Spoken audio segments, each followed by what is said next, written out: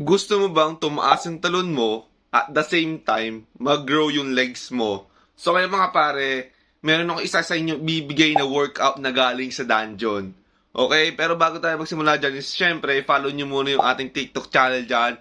Kasi lagi tayo, daily upload tayo mga pare, no? Syempre, ano nga ba yung isang workout na pwedeng makapagbigay sa akin ng taas ng talon at the same time is mag-grow yung muscle ko?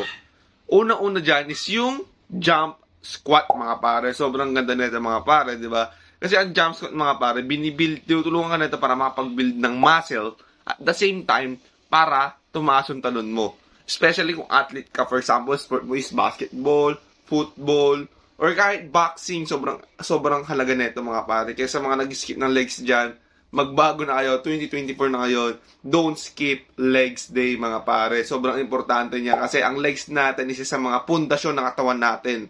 Diyan tayo natakbo. Kumbaga ito kasi ginagamit sa daily use eh, 'di ba? Kaya kung gusto maging functional, kailangan mo mag-legs, 'di ba? Kaya mag-train ng legs kahit nakakatamad. So umpisa lang naman nakakatamad eh, pero pag ginagawa mo na araw-araw, madali na lang para sa iyo 'yun, 'di ba?